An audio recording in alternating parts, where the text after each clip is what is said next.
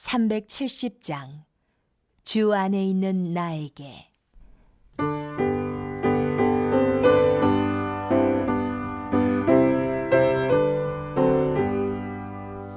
주 안에 있는 나에게 난 근심이 있으랴.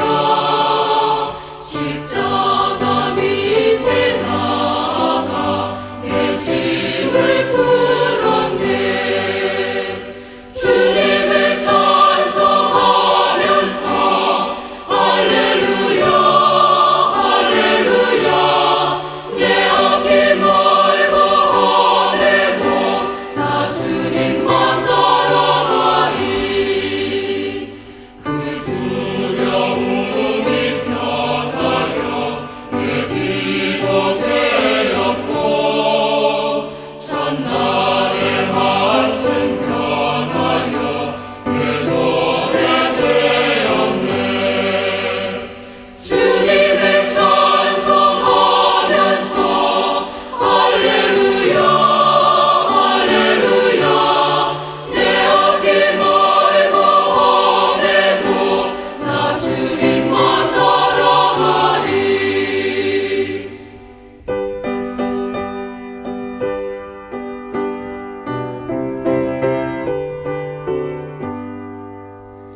내 주는 자비하셔서 늘 함께 계시고 내 궁핍함을 아시고 늘 채워주시네.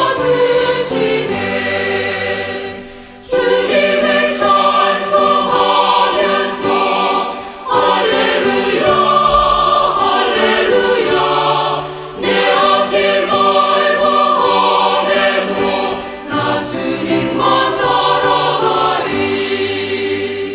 내 주와 맺은 언약은 영불변하시니 그 나라 가기까지는 늘 보호하시네.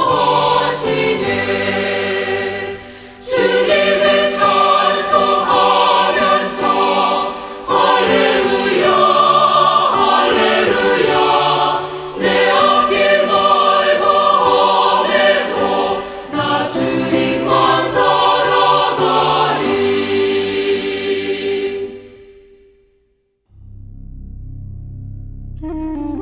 하나님이 참으로 이스라엘 중 마음이 정결한 자에게 선을 행하시나 나는 거의 넘어질 뻔하였고 나의 걸음이 미끄러질 뻔하였으니 이는 내가 악인의 형통함을 보고 오만한 자를 질투하였음이로다. 그들은 죽을 때에도 고통이 없고 그 힘이 강건하며 사람들이 당하는 고난이 그들에게는 없고 사람들이 당하는 재앙도 그들에게는 없나니 그러므로 교만이 그들의 목걸이요 강포가 그들의 옷이며 살찜으로 그들의 눈이 솟아나며 그들의 소득은 마음의 소원보다 많으며 그들은 능욕하며 악하게 말하며 높은 데서 거만하게 말하며 그들의 입은 하늘에 두고 그들의 혀는 땅에 두루 다니도다. 그러므로 그의 백성이 이리로 돌아와서 잔에 가득한 물을 다 마시며 말하기를 하나님이 어찌하랴. 지존자에게 지식이 있으랴 하는도다. 볼지어다. 이들은 악인들이라도 항상 평안하고 재물은 더욱 불어나도다. 내가 내 마음을 깨끗하게 하며 내 손을 씻어 무죄하다 한 것이 실로 헛되도다. 나는 종일 재난을 당하며 아침마다 징벌을 받았도다. 내가 만일 스스로 이르기를 내가 그들처럼 말하리라 하였더라면 나는 주의 아들들의 세대에 대하여 악행을 행하였으리이다. 내가 어쩌면 이를 알까 하여 생각한즉 그것이 내게 심한 고통이 되었더니 하나님의 성소에 들어갈 때에야 그들의 종말을 내가 깨달았나이다. 주께서 참으로 그들을 미끄러운 곳에 두시며 파멸에 던지시니 그들이 어찌하여 그리 갑자기 황폐되었는가 놀랄 정도로 그들은 전멸하였나이다. 주여, 사람이 깬 후에는 꿈을 무시함같이 주께서 깨신 후에는 그들의 형상을 멸시하시리이다. 내 마음이 산란하며 내 양심이 찔렸나이다. 내가 이같이 우매무지함으로 주 앞에 짐승이오나 내가 항상 주와 함께하니 주께서 내 오른손을 붙드셨나이다. 주의 교훈으로 나를 인도하시고 후에는 영광으로 나를 영접하시리니 하늘에서는 주 외에 누가 내게 있으리요 땅에서는 주밖에 내가 사모할 리 없나이다. 내 육체와 마음은 쇠약하나 하나님은 내 마음의 반석이시여 영원한 분깃이시라. 무릇 주를 멀리하는 자는 망하리니 음녀같이 주를 떠난 자를 주께서 다 멸하셨나이다. 하나님께 가까이 함이 내게 복이라. 내가 주 여호와를 나의 피난처로 삼아 주의 모든 행적을 전파하리이다. 오늘날 우리가 신앙생활을 하다 보면 때로는 의인보다 악인이 더욱더 형통하고 번영하는 모습을 지켜볼 때가 있습니다. 흔히 우리 주변에서 일어날 수 있는 일들인데 오늘 시편 73편의 말씀은 의인이 그런 악인의 형통함을 바라보면서 실족할 위기에 놓여져 있다가 다시금 하나님 안에서 회복하는 과정을 보여주고 있습니다. 시편 73편은 어떤 특정한 역사적인 사건을 배경으로 삼지는 않습니다. 그러나 시편 기자는 이 자신을 둘러싼 주변에 일어나는 일들이죠. 하나님의 공의로 다스리는 세상 속에 어떻게 악인이 의인보다 형통하며 오히려 의인은 고통당할 수 있을까? 이 주제를 가지고 깊이 고민하는 모습을 보여줍니다. 그러므로 73편의 말씀은 그러한 시편 기자의 개인적인 고백과 이 감정이 담겨져 있는 비탄시라고 할 수 있는데, 그러나 시인의 감정은 단순히 비탄과 이 절망이라는 감정에서만 머물러 있지 않습니다. 그 가운데서 하나님의 놀라운 섭리를, 하나님의 뜻을 발견했다는 점에서 본시는 시편 기자의 감사를 담은 감사시라고도 할 수 있죠. 먼저 73편의 전반부 1절부터 14절까지의 말씀을 보면 악인의 형통함에 대해서 고민하는 시인의 모습이 등장합니다. 여기서는 시편 기자가 직접 목격했던 불의한 현실들, 즉 악인이 형통하게 살아가는 여러 가지 사례들이 열거되고 있죠. 4절과 5절을 보면 그들은 죽을 때에도 고통이 없고 그 힘이 강건하며 사람들이 당하는 고난이 그들에게는 없고 사람들이 당하는 재앙도 그들에게는 없나니라고 말하고 있습니다. 아마도 시편 기자의 생각과 사고의 이 기적 가운데에서는 굳건하게 흔들리지 않는 어떤 자신만의 기준과 이 생각이 있었던 것으로 보입니다. 그것은 바로 인과응보적인 사상이죠. 즉 악을 행하는 자들이 있다면 그들이 저지른, 그들이 행한 일들에 대해서 반드시 합당한 보응을 받는 것이 올바르다라는 것, 이것이 시인이 가지고 있었던 생각, 그의 삶의 기준이었습니다. 그런데 시인을 둘러싼 현실은 전혀 그렇게 흘러가지 않았기 때문에 시편 기자는 자신의 불편한 마음을 지금 하나님 앞에 호소하고 있는 것이죠. 4절을 다시 보면 악인들은 죽을 때에도 고통이 없고 라는 말을 직역해보면 악인은 죽는 그날까지 아무런 고통이 없이 살았다라는 겁니다. 또 5절의 말씀을 보면 고난이 그들에게는 없고 사람들이 당하는 재앙도 그들에게는 없나니. 이 땅 살아가면서 겪는 인생의 고난과 어려운 시간들이 있는데 악인들은 그런 인생고를 알지 못하고 오히려 형통한 삶을 살아가고 있다라는 겁니다. 또 앞으로도 그렇게 살아갈 거라는 거죠. 또한 7절을 보면 살찜으로 그들의 눈이 솟아나며 그들의 소득은 마음이 수원보다 많으며 라고 말씀합니다. 보통 살이 찐다는 것은 눈이 들어가 보이게 되는 것이 맞는데 여기서는 악인들의 눈이 솟아난다라고 표현을 하고 있죠. 이 말은 악인들이 이미 저들의 눈과 저들의 삶의 모든 것이 교만해져서 언제나 압제하고 강포를 행할 대상을 찾기에 혈안이 되어 있다라는 것을 표현한 말입니다. 뿐만 아니라 11절의 말씀을 보면 볼지어다 이들은 악인들이라도 항상 평안하고 재물은 더욱 불어나도다 라고 말씀하죠. 평안을 갈망하는 의인들의 삶에는 여전한 고통과 어려움이 남아 있습니다. 하지만 악인들의 삶에는 이상하리만큼 언제나 평안함이 있어 보이고 또한 재물도 마르지 않아 보입니다.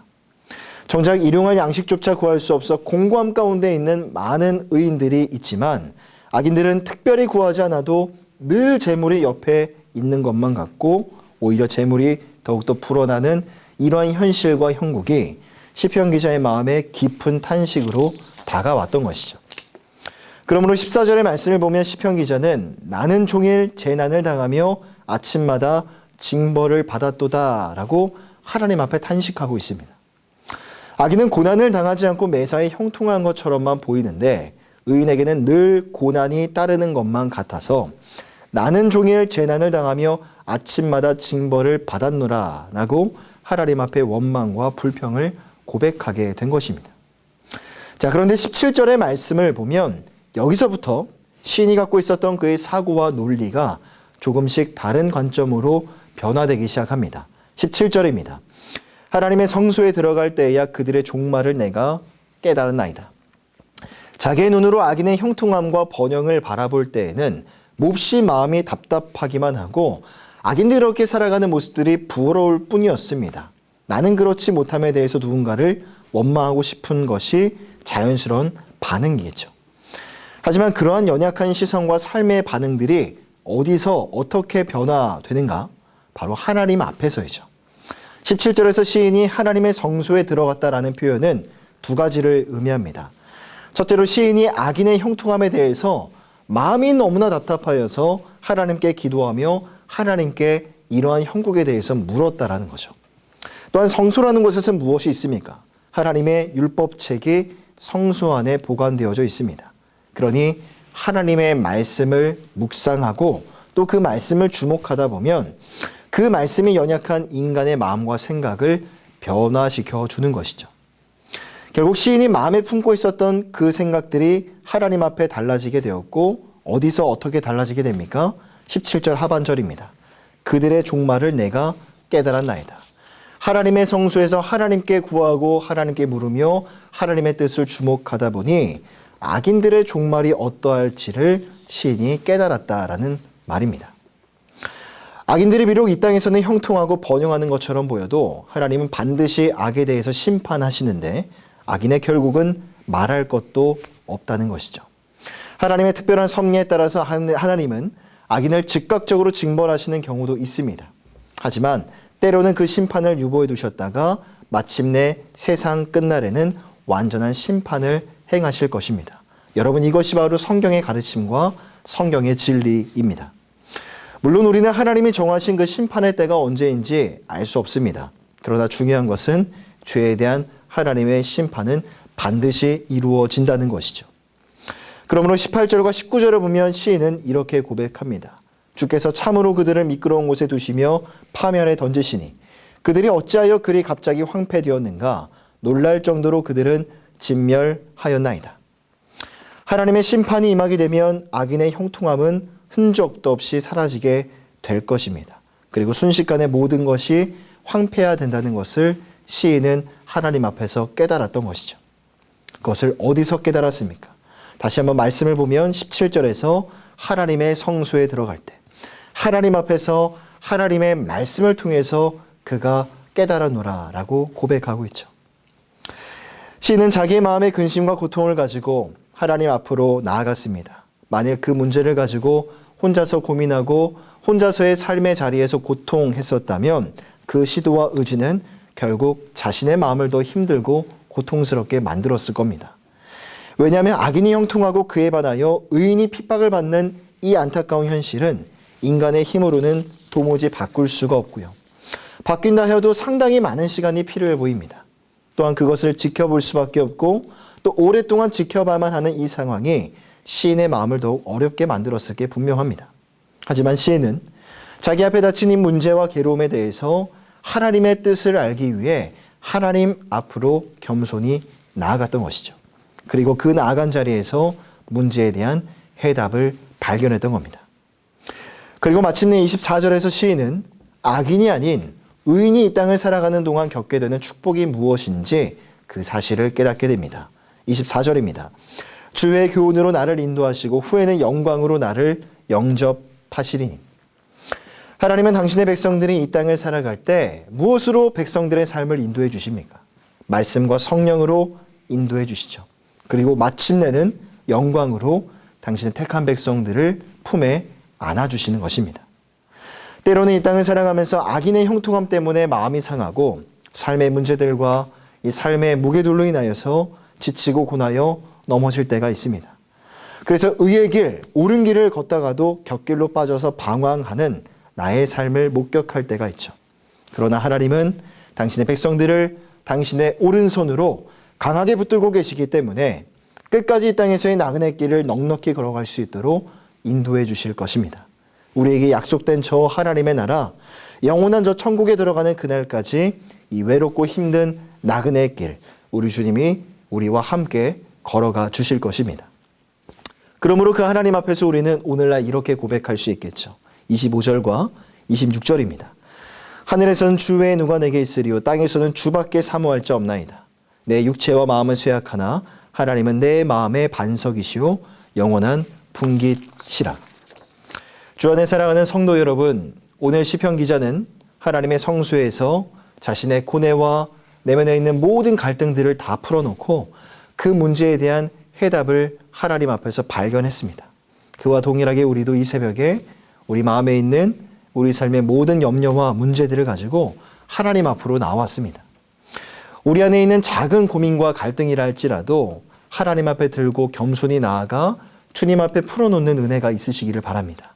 마지막 28절의 말씀을 보면 하나님께 가까이 하는 것이 가장 큰 복이다라고 말씀하고 있지 않습니까? 물론 우리가 믿음으로 기도할 때마다 하나님이 즉각적으로 응답해 주신다면 그것보다 귀하고 감사한 일이 어디 있겠습니까? 하지만 때로는 응답이 더디고 때로는 하나님이 내 삶에 일하시지 않는 것처럼 느껴진다 할지라도 하나님을 가까이 하는 것이 왜 우리의 삶에 복이 될 수 있을까? 기도하는 동안 우리 마음을 하나님이 위로하시고 또한 그렇게 주님 앞에 간절히 붙들려 기도하는 가운데 내가 보지 못하는 영역에서도 하나님은 나와 우리의 가정을 위해서, 우리의 교회를 위해서 지금도 일하고 계시기 때문입니다.